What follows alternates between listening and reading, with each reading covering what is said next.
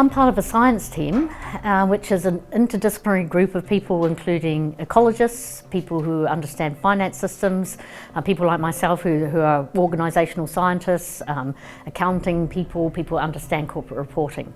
So there's a big science team that works in partnership through something called SeaBOS, which is the Seafood Business for Ocean Sustainability, which is a group of the 10 largest seafood companies on the planet who have got together collaboratively in a pre-competitive way to sort out some of their big issues. Those big issues include illegal fishing, forced labour in supply chains, antibiotic resistance in seafood production, plastics in the ocean, climate change, all of those core sustainability issues that come to the fore.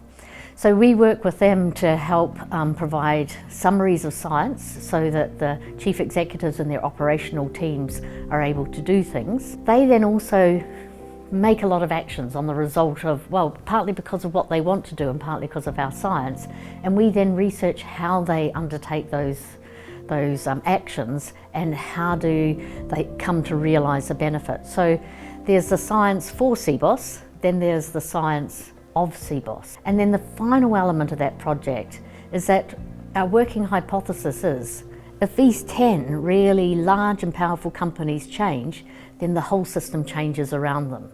So we call them keystone actors, and we are looking to see if we can engender through science input a change in the whole seafood system, because they buy and sell with everyone. They operate across the globe. They have hundreds of employees and some hundreds of subsidiaries between them.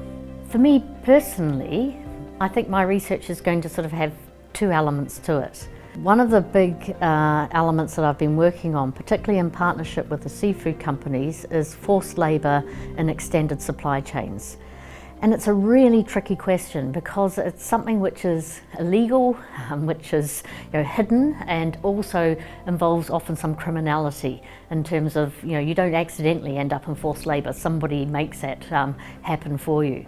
So I think there's a bunch of my work that's going to be looking at how do you deal with things that are really nasty, because our traditional audit and accounting and due diligence processes can't very easily capture hidden and bad things. I think the second half of my work will be trying to provide points of translation for colleagues.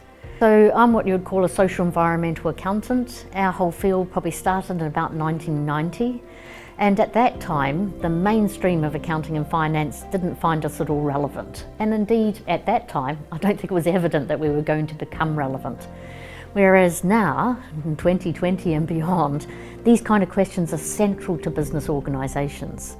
So that means that the last sort of 30 years of experience in my field needs to be codified and reimagined and brought into the mainstream so people can start from here rather than start from 30 years back. So quite a bit of my work is how do I construct stories and information that will help mainstream researchers pick up issues about biodiversity or climate change or forced labour and move forward from them.